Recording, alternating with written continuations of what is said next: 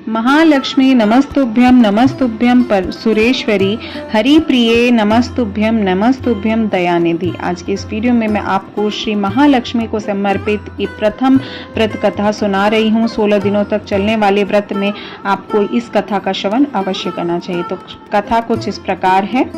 ओम श्री गणेशाय नमः। एक समय की बात है, महर्षि वेद व्यास जी हस्तिनापुर पधारे। उनके आगमन की खबर सुनकर महाराज धृतराष्ट्र बहुत ही आदर सहित उनको लेने के लिए गए।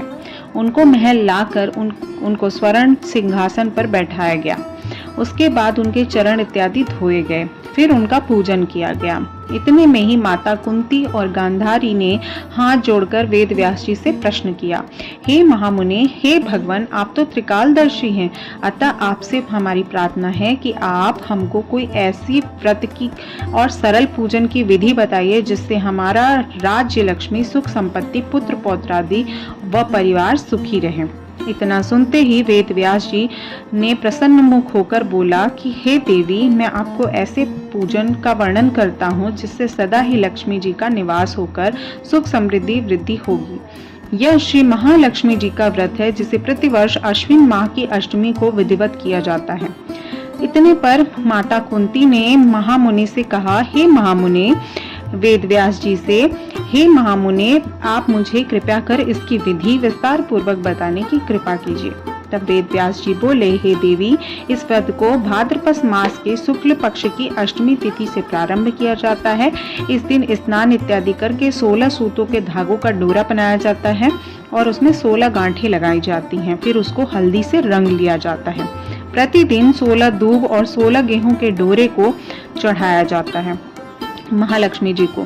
अश्विन मास यानी कि क्वार मास की अष्टमी तिथि के दिन उपवास रखकर और मिट्टी के हाथी को बनाकर उसके ऊपर महालक्ष्मी जी को विराजमान करके विधि पूर्वक उनकी पूजा करनी चाहिए, वैभव पूर्ण पूजा करनी चाहिए। इस प्रकार श्रद्धा भक्ति भाव से महालक्ष्मी जी का पूजन करने पर आप सभी के राज्य में हमेशा लक्ष्मी जी विद्यमान रहेंगी और सदा अभिवृद्धि होती रहेगी। इस प्रकार व्रत का विधान बताकर वेद व्यास जी अपने आश्रम पर प्रस्थान कर गए। इधर कुछ समय पश्चात भाद्रपद मास की शुक्ल पक्ष की अष्टमी तिथि से गांधारी माता और कुंती माता दोनों ने ही अपने महलों में स्त्रियों को आवाहन किया, उनको बुलाया और कहा कि आज हम लोग इस प्रकार का व्रत करेंगे। 15 दिन बीत गए।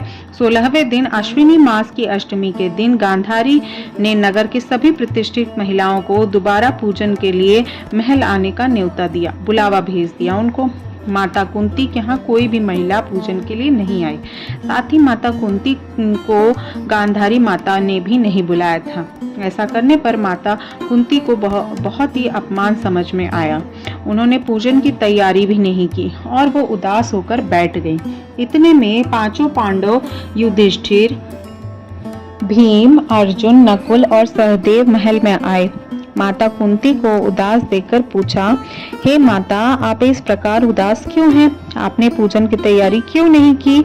तब माता कुंती ने कहा, हे पुत्रों, आज महालक्ष्मी जी का व्रत है और उत्सव में गांधारी के महल में सभी स्त्रियां एकत्रित हुई हैं और वहीं पर ये उत्सव किया जा रहा है। उन्होंने नगर की समस्त प्रतिष्ठित महिलाओं को अपने यहाँ बुला लिया है। उनके 100 पुत्रों ने मिट्टी का एक विशाल काय हाथी बनाया है, जिसके कारण वहां पर सभी महिलाएं बड़े हाथी के पूजन को देखने के लिए आई हैं। गांधारी के यहाँ सारी महिलाएं चली भी गई हैं और मेरे यहाँ कोई नहीं आया है। यह सुनकर अर्जुन ने कहा कि हे माता, आप पूजन की तैयारी कीजिए, मैं स्वर्ग से ऐरावत हाथी को बुलाता हूँ। इधर माता कुंती ने नगर में ढिंढोरा पिटवा दिया कि पूजा के लिए विशाल तैयारी की जाए और इधर अर्जुन ने बाणों द्वारा स्वर्ग से ऐरावत को बुलावा भेज दिया। इधर सारे नगर में शोर मच गया कि माता कुंती के महल में तो स्वर्ग से इंद्र का ऐरावत हाथी और पृथ्वी पर धीरे धीरे उतर के आएगा माता कुंती के पूजन के लिए। इस समाचार को सुनकर नगर की सभी नर नारी, बालक, वृद्ध की भीड़ उमड़ पड़ी। उधर गांधारी के महल में हलचल मच गई। वहां पर एकत्र हुई सभी महिलाएं धीरे धीरे करके अपनी थालियां लेकर माता कुंती के महल जा पहुंची। देखते ही देखते कुंती का सारा महल ठसाठस भर गया था और काफी भीड़ हो गई थी। माता कुंती ने ऐरावत को खड़ा करने हेतु अपने आंगन में चौकोर पुरवाकर नवीन रेशमी वस्त्र बिछवा दिए। उसके बाद नगरवासी स्वागत की तैयारी के लिए फूल माला, अबीर, गुलाल, केसर हाथों के लिए पंक्तिबद्ध बनाकर खड़े हो गए। जब स्वर्ग से ऐरावत हाथी पृथ्वी पर उतरने लगी तो उनके आभूषण जो आभूषण ऐरावत हाथी ने पहना था, उसकी ध्वनि पूरे ही ब्रह्मांड में गूंजने लगी। ऐरावत के दर्शन होते ही जय जयकार के नारे लगने लगे। सायंकाल के समय इंद्र का भेजा हुआ हाथी ऐरावत माता कुंती के चौक पर बैठ गया और तब सारे नगर के जितने भी नर नारी थे पुष्पमाला, अबीर, गुलाल, केसर आदि सुगंधित पदार्थों को उनके ऊपर छिड़क रहे थे, उनको अर्पित कर रहे थे। राज्य पुरोहित द्वारा ऐरावत पर महालक्ष्मी जी की मूर्ति स्थापित करके वेद और मंत्रोच्चारण के द्वारा पूजा किया गया था। नगरवासियों ने महालक्ष्मी के पूजन बहुत ही विविध और बहुत ही अलग प्रकार से देखा था और उसके साक्षी बन रहे थे। फिर अनेक प्रकार के पकवान लेकर ऐरावत को खिलाया गया और यमुना का जल उसे पिलाया गया। राज्य पुरोहित द्वारा जो स्वास्थ्य वचन कहे गए, महिलाओं द्वारा जो महालक्ष्मी पूजन कराया गया, उससे माता कुंती अत्यधिक तृप्त हुई। 16 गांठों वाला डोरा महालक्ष्मी जी को चढ़ाकर अपने अपने हाथों में बांध लिया।